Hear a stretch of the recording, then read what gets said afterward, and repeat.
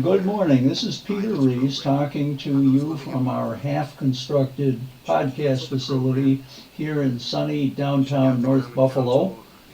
This is our inaugural Buffalo Alt Press podcast from our podcast facility here. We intend to podcast from here and develop the ability to go mobile on the road. Today we have a very significant presentation, we believe. Our guest today is Mr. Peter Rizzo. Mr. Rizzo is a community advocate who is a federal employee. He is a certified urban planner, a certified government auditor, and a certified fraud auditor.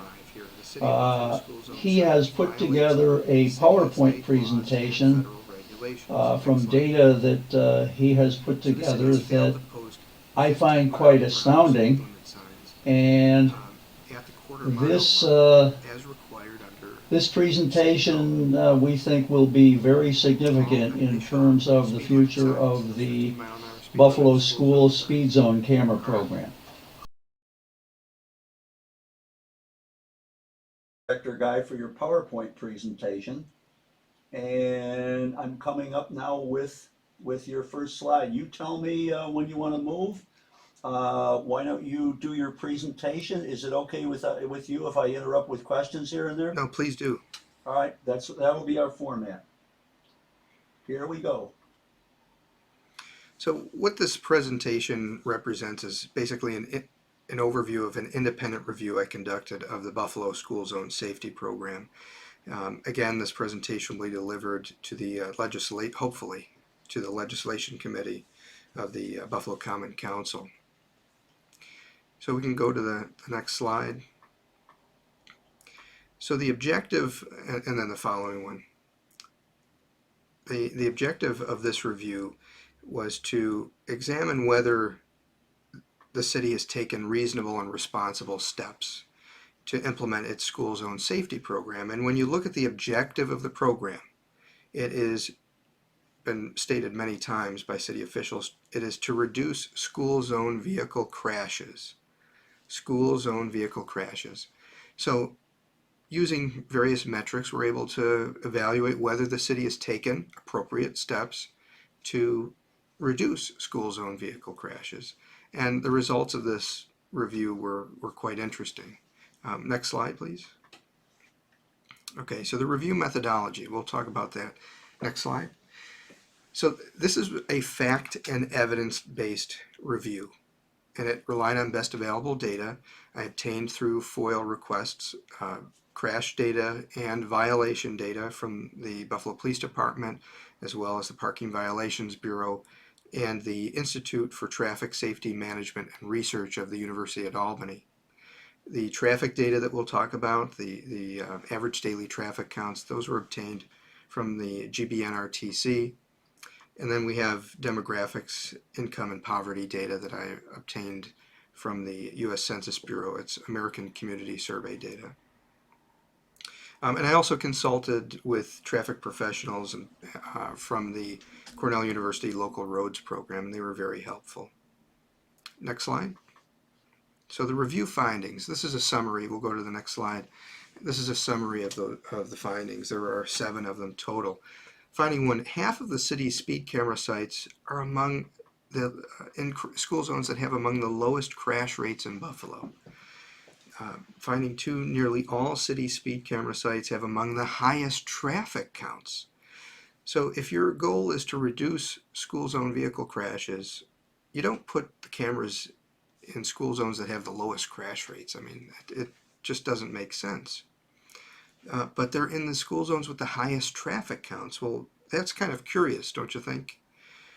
Why would they choose those and not the most dangerous from a... Because they wanted maximum yield in terms of dollars, is Pete's answer. Okay. And finding 3, the city has disproportionately targeted high poverty, low income, and minority neighborhoods with its speed cameras. Disproportionately. Next slide. Wow. Before we move on, 3 is just a wow. Yeah. Well, wait till you see the data. This is one of the poorest cities in the country. And we're targeting we have poor people and minorities? a poverty rate of 28.8%. That's more than twice the national average. This is a big deal. Wow. Finding 4, persons living nearest to Buffalo speed cameras receive the most violations. An argument has been made that these cameras will target commuters, and that's where the focus will be. That's not what's happening. The cameras have only been up for about 4 months total, when you think of all the days that they've been active, and it has had a devastating impact on the communities within which these are located. Finding 5, the city school zone signage violates state and federal regulations. We'll talk about that in detail. Finding 6, speed is not a leading cause of weekday daytime pedestrian crashes in Buffalo. So you'd assume that if your objective is to reduce vehicle crashes, apparently there's a danger presented to pedestrians. But what I found is that from the speeding vehicles specifically, but speeding vehicles aren't even the problem. It's distracted drivers and pedestrians, for example, that are confused about where to cross the street. It's pretty surprising. Just so you know, one of my favorites, Colvin Avenue, the one by Nichols, which I question whether it's even legal to have a camera by Nichols, given the enabling law. There's no, in the one place that one would expect students to cross the street, if indeed they did. And by the way, Nichols appears to me to be a drive-in campus, drive-in, drive-out. It faces interior on its parking lots, but there is no striping on crosswalks on Colvin Avenue. Right, correct. And we have a photo of that. Finding 7, the city has failed to take basic non-punitive action to improve child safety under this school zone safety program. And we'll talk about those items specifically. So first, we'll talk about finding 1, that half of the city's speed camera sites are among the lowest crash rates in Buffalo. All right, next slide. So when you consider the average annual vehicle crashes with injury, I focused on vehicle crashes with injury. Those are the most serious. We're not talking fender benders or a scraped bumper or what have you. These are where people got hurt. And you look at all 20 school zones that the city has chosen to install cameras. Those were published in the Buffalo News and other news outlets very recently. 50% are among the lowest crash rates in Buffalo. 8 or fewer than 8 crashes on average per year. 8 per year? 8 per year. 8 per year. I've got 20 cams for 8 crashes per year? Well, those are at individual schools. So an individual school zone, and by school zone, I took a radius of a quarter mile in all directions. So that was more generous than even what the law provides, which is focusing on the roads that pass by the school. Now, 6 experience an average of 5 or fewer, and one of them has just 2 crashes a year, which was surprising considering that the highest has more than 19 crashes. So you have one of the lowest crash rates. These school zones are safer than Starin Avenue in front of my house. We have crashes at either corner that you can see from our broadcast studio here on a regular basis. Every 2 weeks we have serious crashes here. This is rather astounding data. It's pretty remarkable. The next slide is average annual school day vehicle crashes with injuries within a quarter mile of a school. This data came from the Buffalo Police Department. It's 911 data.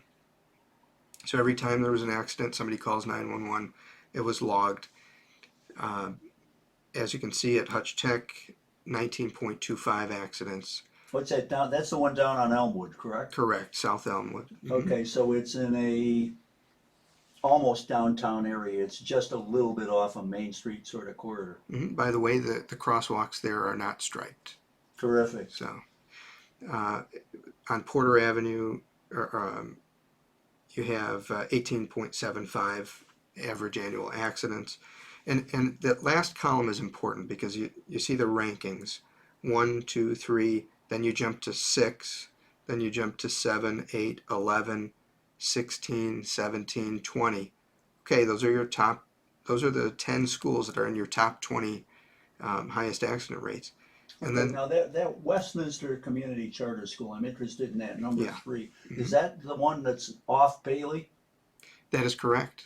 Yeah. Okay, it's interesting that that rate is that high. I'd be interested in knowing whether those are Bailey Avenue accidents or I could that tell you school that, is actually framed by Westminster and East Amherst. yeah, those accidents are overwhelmingly occur at Kensington and Bailey, which is about 500 feet or so from Westminster. Okay. So that's a concern. Is speed the cause of those accidents? I don't know today, but Well, it doesn't really matter. There are other ways to calm traffic that don't cost. that Westminster School is an interesting one. Again, there's a real question as to whether there can be a speed camera there. The Westminster School is actually on East Amherst and Westminster. It's not on Bailey. It's behind the commercial area on Bailey, and they're hanging that on the idea that there is a daycare center on Bailey. So, I mean, it's not Tiny Tots Daycare Center. They list it as Westminster School, but Westminster School is on Bailey. Under the enabling law, you can't have a camera unless the school has an entrance on the street, as you know. Mm-hmm. So that's an interesting one, and that's a whole other debate over that definition, by the way. But keep going, Peter, please. Sure. So you see that the last 10 of these schools don't rank very high in the grand scheme of things. Again, if the city really was trying to reduce crash rates, you would have focused on those top 20 highest crash rate school zones. But we have Bennett Park Montessori ranks 65 on the list. The Academy School is at 61. They have, we're talking about 2.25, average of 2.25 accidents a year. And that may be concerning to that school, but is speed the cause of those accidents, or are there other issues at play here? We can go to the next slide. This image was taken right from one of Sensei Gatso's RFP responses, and That's the company that supplies the speed cams. correct. And it shows you the limitations of where they can detect violations. The point of this is to illustrate that the speed cameras need to target the locations with the highest crash rates. Otherwise, they're not doing you any good. And you can stand outside of one of these school zones with a camera, and you will see people slow down for the camera and then speed up once they're out of the zone, the enforcement zone, even though they're still within the school zone speed limit of 15 miles an hour. And drivers know this, and there have been studies on this. Drivers will speed up before the camera, they'll slow down for the camera, and then speed up after the camera, before and after in excess of the speed limit, to make up time that they lose for driving more slowly through that speed zone. I'd just like to interject here. We've done a bit of work at the St. Joe's Cam on Main Street, and it's particularly crazy there because the kill zone for the cams, where you actually get the ticket, is in front of an abandoned building, a former Cantillation Center, not the school. And in fact, there's one way where you can make a legal left turn. I believe it's off either Heath or Merrimack, and be doing 100 miles an hour in front of this St. Joe's school, and you never went through the kill zone at all. It's just absolutely absurd. What we finally concluded based on all this was, I guess, a duh moment. They put these cams where they had poles, not where they were needed. Mm-hmm. And the idea that the speed cams aren't in front of a school or near the crosswalk where the majority of the kids would be expected to come to school. It's just preposterous. Like, we're guarding the abandoned Cantillation Center on Main Street with the speed cams, and that cam was really notorious. That was producing 60,000 tickets a day at one point. Well, funny thing, 60,000 in revenue per day. Cornell's local roads program advises against putting school zones in areas where you have signalized intersections, where you have crossing guards placed. Which you do in many of these places. You do at the elementary and middle school levels. But we've placed a lot of these cameras at high schools, which is kind of an interesting feature. So we'll go on to the next slide. So this is finding two. Nearly all city speed camera sites have among the highest school zone traffic rates in Buffalo. So 85% of schools within these with speed cameras have among the highest daily traffic counts. And it's just so bizarre. Go to the next slide and we have a graph or a table for you. And you see St. Joe's up there, that's number one. They have the highest traffic. Now we'll look at those rankings. You go 1, 2, 3, 4, 7, 8, 9, 10, 11. Right there. They're all ranked among the highest. So it looks like, again, dollar yield is the issue here, not child safety. Correct. Now, the reason that the previous table looked at 75 school zones versus this one that examined just 57, that's important to identify. The GBNRTC has traffic data only for 57 school zones. So they didn't have the full 75 because traffic is so low at those other places. They didn't even bother. No, they don't bother with that. And that's collected from data that the city has gathered, etc. It's not like GBNRTC is doing every one of these. But look at that bottom one, Bennett Park, Montessori. Again, 2 accidents a year on average, and they've got 3,107 daily traffic count compared to 26, almost 27,000 for St. Joe's. And we'll get into this. This is a theme here. Later on, we'll talk about how Bennett Park, Montessori has among the highest poverty rates. It is a high poverty minority neighborhood surrounding that school. Now that camera is on Bailey Avenue? For Bennett Park? Yeah. Offhand, I don't recall. The city of Buffalo has disproportionately, we'll go to the next finding, disproportionately targeted high poverty minority neighborhoods with speed cameras. Wow. So next slide is 70% of these school zones are with speed cameras are in high poverty census tracts. 65 are in census tracts where minorities outnumber the non-Hispanic white population. Worse yet, the city has posted speed cameras in low-income minority school zones with low vehicle crashes. So the next slide gives you an overview of the locations of these cameras, and I divided it up based on the council districts to help the council really understand what they have ahead of them. And this considered not only the school zones that are within the district, but those that border the district, because Main Street is a separation between the Delaware and Maston districts, but Main Street is also a place where we have a number of cameras located. Some of them on the Delaware side, Delaware district side of the street, and others on the Maston, for example. We can go to the next slide. So this income analysis considered the break point of $37,354. That's Buffalo's median household income. So looking at all 20 school zones with speed cameras, 13 of them are in census tracts where the household income, the median household income, is below the city's median household income. 5 are in census tracts where the median household income is just $25,000.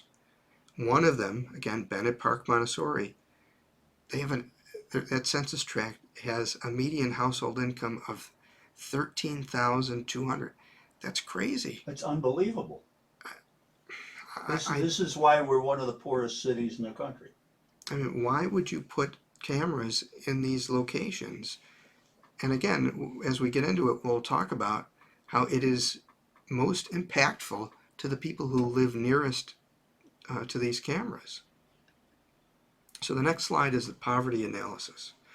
So again, of the 20 school zones, 14 of them are in census tracts where 30% of residents live below the poverty line, 30% or more. 9 of them are in areas where 40% live below the poverty line, and one of them, Harvey Austin School on Sycamore, it's 54.4%, I think, of residents are living below the poverty line. That's crazy.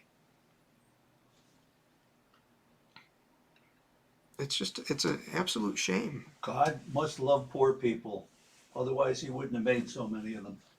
Wow. So going on to the next slide, that it was a race ethnicity analysis. So again, of those 20 speed camera school zones, 13 are in census tracts where the minority population outnumbers the non-Hispanic white population. 8 are in census tracts with the population where the population is predominantly Black or African American. 2 are in census tracts where it's predominantly Hispanic or Latino populations. And you can see that by the map. By the way, in the corner, the bottom right corner of each map, there's a little link down there, and you can type that into your browser and actually access these maps yourself. And you can click right onto the individual census tracts to get the data for each of them. So this is publicly available data. This is not some sort of magic. Yes, I put it up there so that anyone and everyone can access it. I am not a political hack. I'm not running for office. I feel obligated to, after discovering these conditions, to share them. The public needs to know what's going on here. It's a travesty. It really is.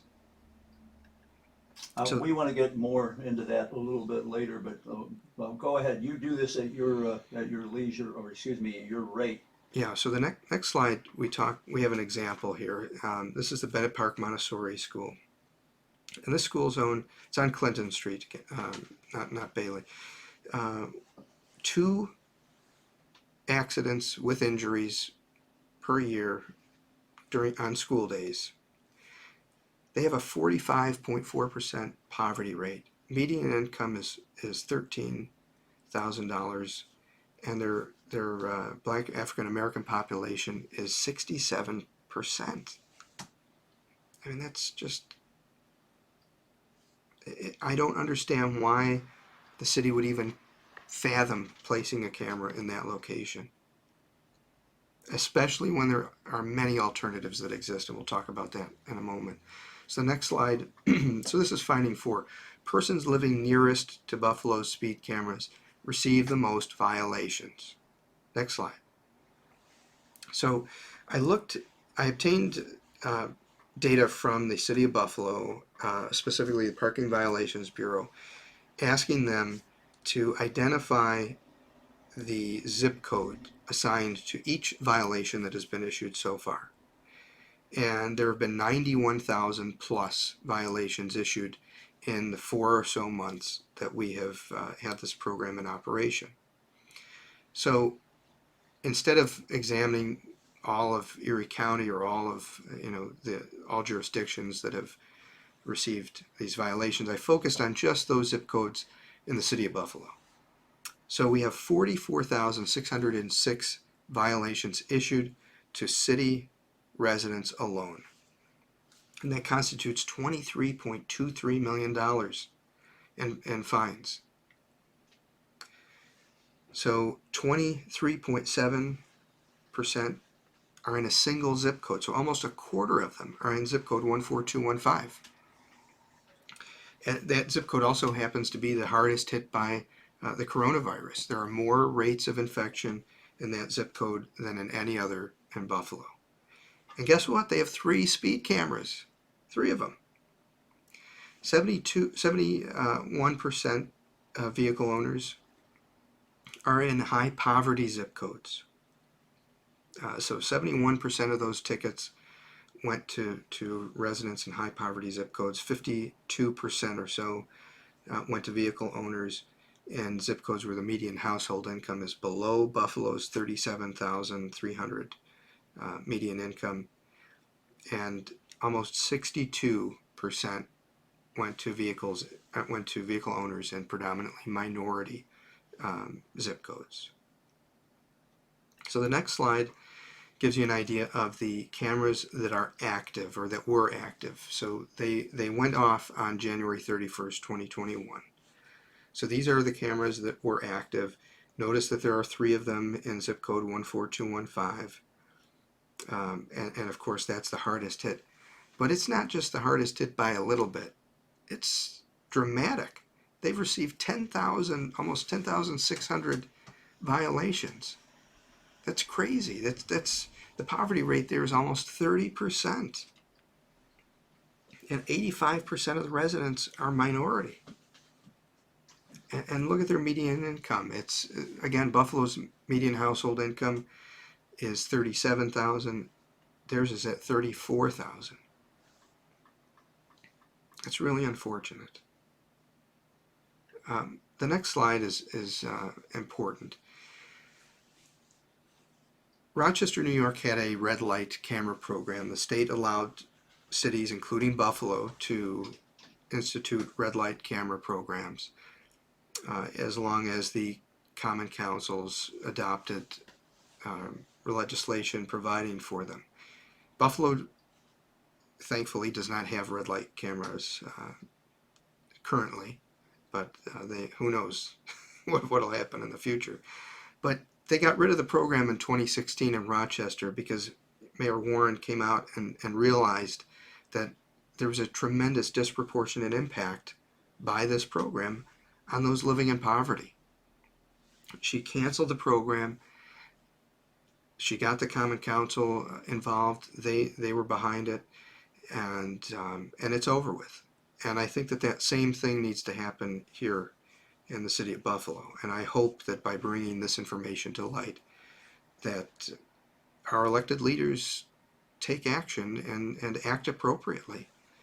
They have a responsibility and an obligation to make decisions in the best interest of the public. And the decision to put speed cameras in Buffalo was certainly not in the best interest of the public. Next slide. Talk about finding 5 here. The City of Buffalo school zone signage violates city and state laws and federal regulations. Next slide. So the city has failed to post 15-mile-per-hour speed limit signs at the quarter-mile mark as required under the city code. All initial speed limit signs, those 15-mile-an-hour speed limit school zone signs, are closer than they should be. In some cases, excessively close. In many cases, they are. And then in some instances, school zones terminate further from the school than they begin. Now, that is a curious phenomenon. We'll talk about that a little bit. Peter, there are some school zones where there's a difference of hundreds of yards depending on which way you're going on a particular road. I've been out with a camera documenting this, and it's mind-boggling. Yeah. I mean, the school zone starts 500 yards sooner depending on whether you're driving east or west. Right.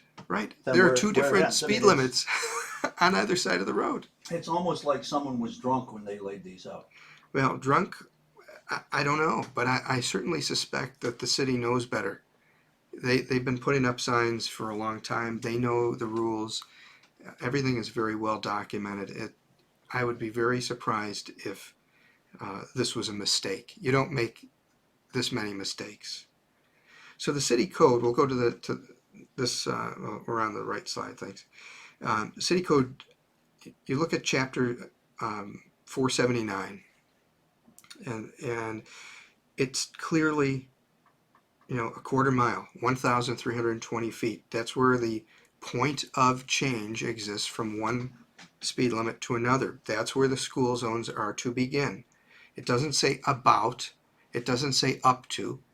It says covering a distance of 1,320 feet from a school building.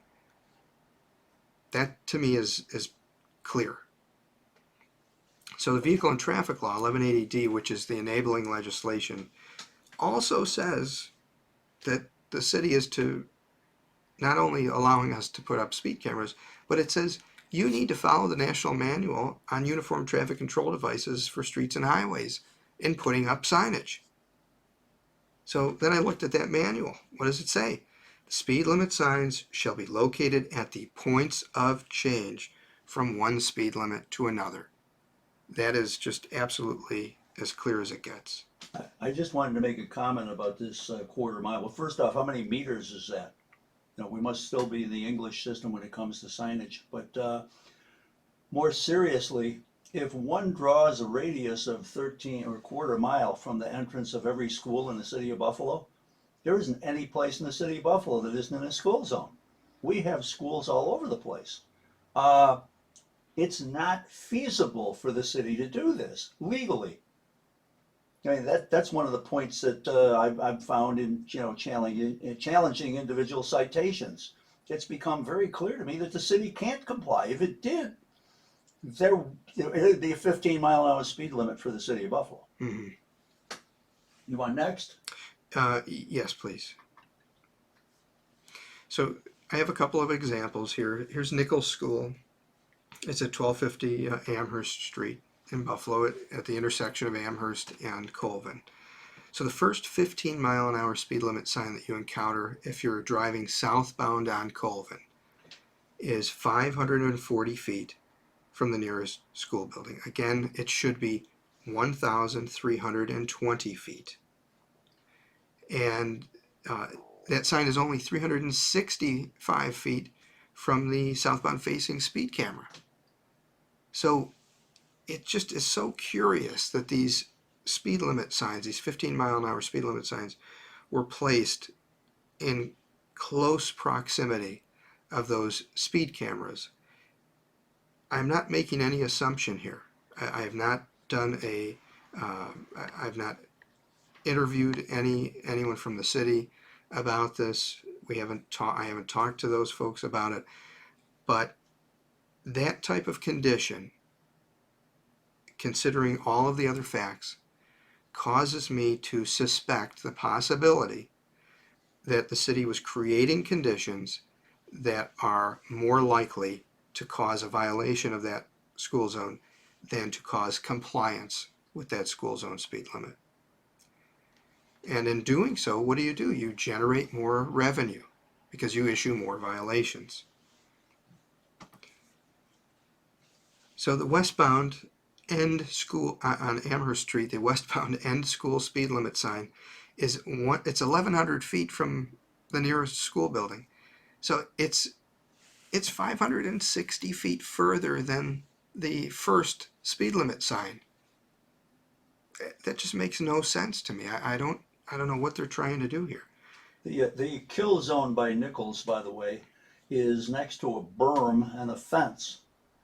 And I mean, it's up the street from Nichols, from the school, the actual physical school buildings. Nichols is, of course, a whole city block. And there's no one ever going to be crossing the street where the kill zone is for that camera. And the kill zones are very small. They're probably no more than about 50 feet. I think they're about, in my estimation, they're about 200 feet based on looking at the actual the photographic evidence. Without having a tech manual, it's hard to know. We've been out there. The cameras tend to flash when somebody cuts through, and it's pretty clear if somebody's going quickly, you'll get a flash. So it's probably caught somebody at that point in time. And it looks like the kill zone is very narrow. If it's 200 feet, I'm surprised. That's a generous estimate, but I do know that these these Sensei Schiazzo speed cameras they have an adjustable trigger zone. So you can accommodate different locations. It will trigger the camera at closer or further away depending on how you set it. But I was trying to be very generous Okay. as possible in my analysis of what's going on here. And remember, each click is $14 for Census Gatto. That's right. Sensei Schiazzo gets a pretty sizable chunk. The city's only getting $36 of that. 28%. And they're a private, for-profit. Actually, they're a public company. I believe they're publicly traded. Swedish company of some sort. Yeah, they put out a press release in October, I think it was September or October of 2019, talking about how they're going to be getting $3 million from the city of Buffalo for this speed camera program. The initial estimates that the Common Council passed based on was $1 million a year. Mm-hmm. So no matter what, well, it was $1 million too the first week. Yeah, $1 million a year, and already in 4 months they've gotten $2.23 million just from Buffalo residents alone. With a small portion of the cameras hot. Correct. So the next slide is our second example. This is the Buffalo Promise neighborhood in Westminster Community Charter School zone. The first 15-mile-an-hour speed limit sign for Bailey Avenue northbound traffic is 275 feet from the Westminster School building. Again, not 1320, 275. And it's 400 feet from the northbound facing speed camera. And again, though, if they defined the school zone where it's supposed to be defined, they'd be down to the Kensington Expressway. I mean, the school zones would be mammoth. These standards were set for country roads. Correct. That is absolutely correct. The standards were not established for urban settings like this. So the end school speed limit sign, which is really shocking, is just 200 feet from the Buffalo Promise Neighborhood Children's Academy. It's crazy. Finding 6, speed is not a leading cause of weekday daytime pedestrian crashes in Buffalo. So again, if we care about protecting children, we want to look at, and we assume that speed is the cause, well, look at the data. What do the data tell us? In this case, speed contributes to 4.2 pedestrian crashes annually on weekdays during daytime hours, 6 a.m. to 5:59 p.m. in Buffalo. Well, Are those pedestrians children, by the way? That I don't know. That's any pedestrian. Again, I want to be as generous as possible. The city...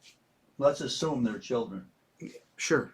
And that's 4.2. It's a horrible... If it is, it's devastating. But there are other things that we can do besides penalize drivers to slow this. But look at the numbers. 29.2 accidents a year during those same hours, same days, are a result of driver inattention and distraction. 17 are a result of failure to yield. And 15 are a result of pedestrian confusion. So there are other contributing factors here that are far more likely to play a role in an accident. And there are also ways to address those and to solve any speed-related issues that don't involve punitive measures that harm any community. So we'll go to the next slide. And this is a chart. This shows you, this table shows you the top 10 contributing factors. Unsafe speed ranks near the bottom. Driver inattention, failure to yield, pedestrian error, confusion, glare, traffic control device disregarded, aggressive driving, road rage, obstructed view. So that an anti-texting campaign would likely yield much more. It might. It very well might. Or putting obstacles, we'll talk about what we can do with our roads, that would actually create situations where drivers had to pay attention.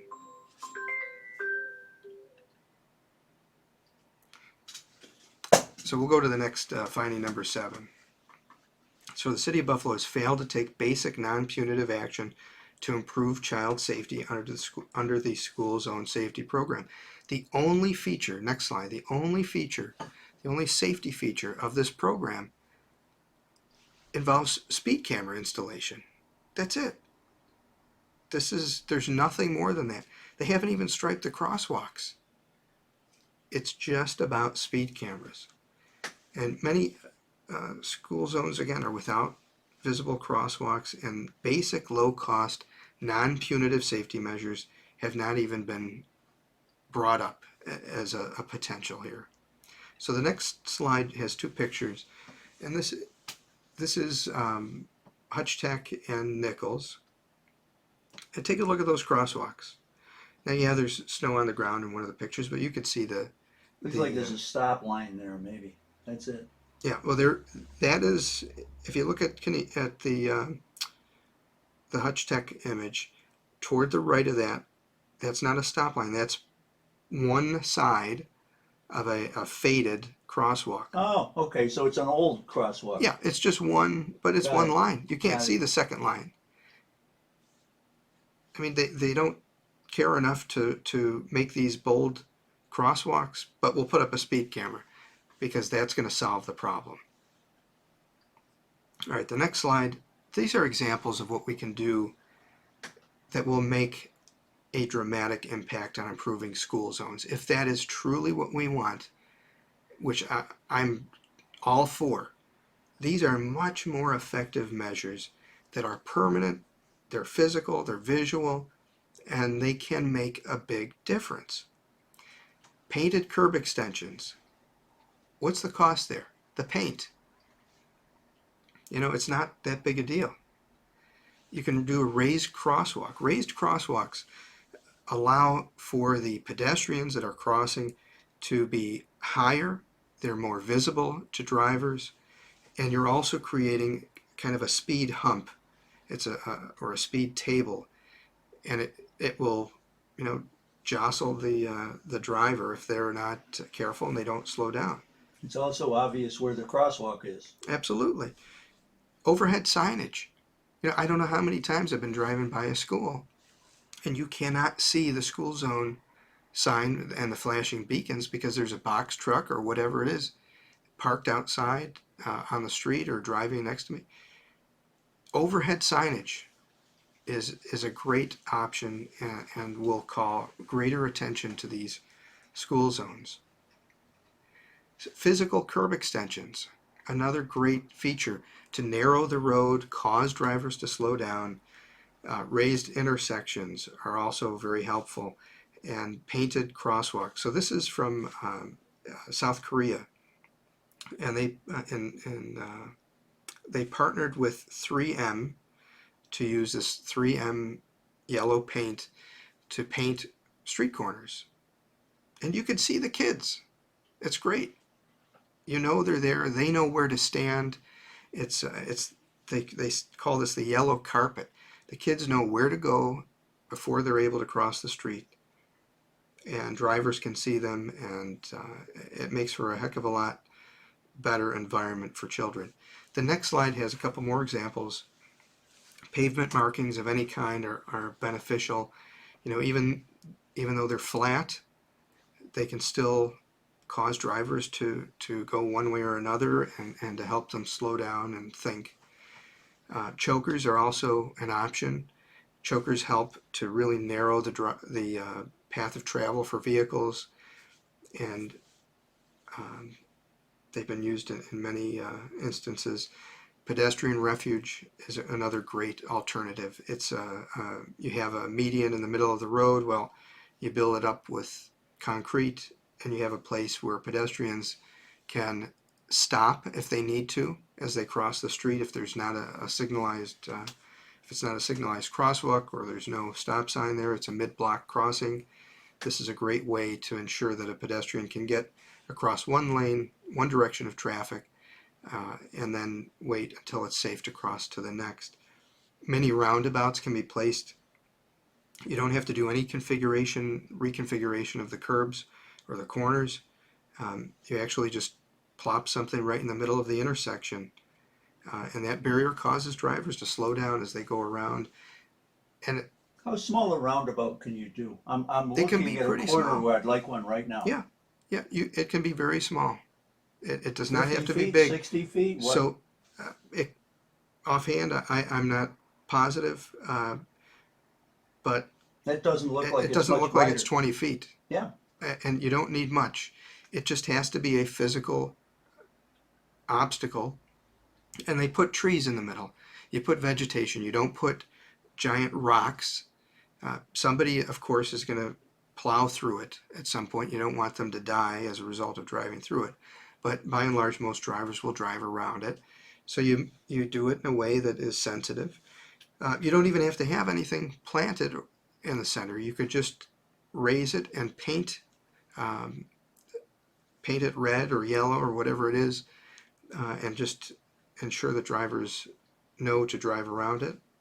It can be very cheap and straightforward. So we'll move into the conclusions section of the presentation. So the actions taken by the City of Buffalo to implement its school zone safety program indicate, they don't, from the facts, we get a sense of what's going on here. And the facts tell us this. Child safety is not an evident priority of this program. Crash reduction is not an evident priority of the program. It represents a social injustice. It is a discriminatory enforcement initiative. It represents political and security theater.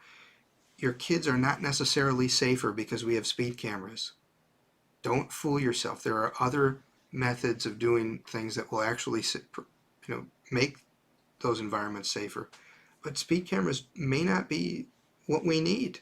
As we saw, speed is not a leading contributor to daytime accidents on weekdays for pedestrians. And the highest program priority appears to be maximum citation production. Again, not child safety and not crash reduction. The city speed camera demonstration program is really failing the citizens of Buffalo. And it is, my opinion that the Common Council has a responsibility to act. The next slide, a couple slides, we talk about recommendations. So what can the Common Council do? Again, this presentation is for the Common Council. What can they do to make a difference? Well, they can start by terminating the speed camera demonstration program by making an amendment to the city code. They can direct the refund of all paid speed camera fines and cancel all unpaid citations. They can amend the city code. They should amend the city code to redefine school zone so that it incorporates what Cornell University's local roads program recommends. They should require the implementation of non-punitive traffic calming measures in school zones to responsibly enhance safety. Do things that really will make a difference. The next slide talks about requiring annual inspections and restriping as necessary of all city crosswalks. Not just those in school zones, but that's a great start. But you can go down any street in Buffalo and lo and behold, there's a crosswalk that has seen better days. I think they should request that the state legislature amend vehicle and traffic law and allow the city of Buffalo to reduce the city speed limit to 25 miles an hour on roads that are not main thoroughfares. Should it be 30 miles an hour on Main Street? Maybe, and that's fine. But down a side street, it's not necessary. People drive at a lower rate of speed anyways. It will improve safety significantly. Request a formal audit by the state comptroller's office. Now, I've tried to get them involved myself, unsuccessfully. But I do think that if the Common Council requested an audit, that It would happen. It would definitely happen, and it needs to happen. And at the same time, they need to go to the state attorney general and really request a thorough investigation. Audits are not investigations, but I think that the state attorney general should conduct an investigation, if nothing more than to set everybody's mind at ease that there was no nefarious intent here. But it just doesn't make sense why the city would implement this program and claim that it's for child safety and accident reduction when the evidence doesn't add up. So, and that's about it, Pete. I don't know where it's going to take us. That's absolutely devastating. This is one of the finest reports I have ever seen with respect to municipal activities in the city of Buffalo. I've never seen anything like this come out of the city of Buffalo. I don't think all the staff in that whole 25-story building are capable of coming up with this, Peter. My applause to you. This is terrific. I appreciate that. I'd like to.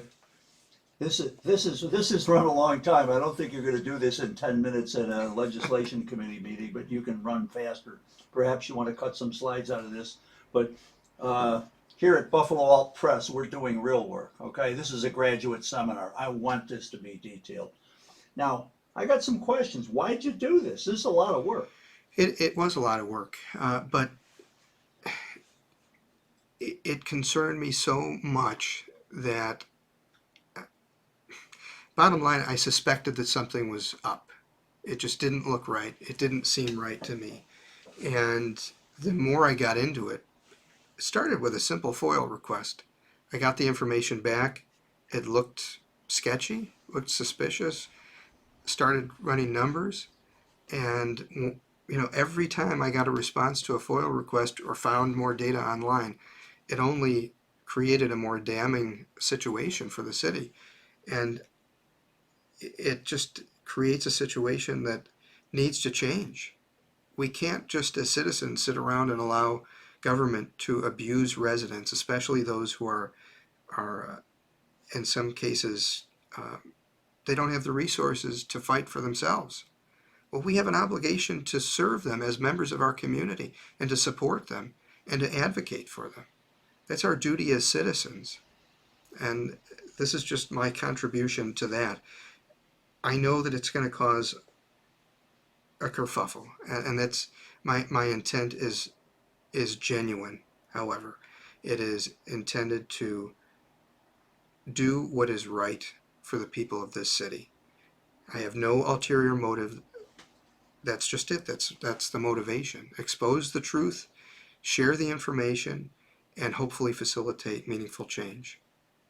So you don't work for a competing speed cam or red light cam company? Not in the least. I am seriously looking at a class action suit if the city doesn't act. In addition to that, I think we need to go to the Western New York Legislative Delegation, the delegation to the New York State Legislature, and tell them to end this program if the city won't. They're responsible for it. Crystal Peoples-Stokes sponsored this. Tim Kennedy sponsored it also. I don't think we can directly, blame them for the implementation. No. But I think the implementation has pointed out numerous problems with it that just can't be overcome. Right. And I don't know if there's anyone necessarily to blame. I don't know if they had an intent to do harm to any particular community, but you need to study these things. I mean, the city has a great planning department. Anyone in that department could have pulled this information together. You don't have to be an auditor. You don't have to be a fraud examiner to reach these conclusions. It's all fact-based. It's just data and looking at the numbers. It's just a matter of somebody being willing to stand up and do the right thing. Well, thank you for standing up and doing the right thing. You have anything else to say before we close? No, I appreciate this opportunity very much. And let's see where it takes us. I hope that the outcome is positive. All right. Well, I want to conclude by saying Buffalo Alt Press is going to have this recording in the can. We're not going live with it until you have an opportunity to talk to the legislation committee tomorrow. And if they don't take some action, if they don't let you speak, there will be consequences. We're carrying this further. This is not going to end here. Thank you very much. Have a good day. Thanks.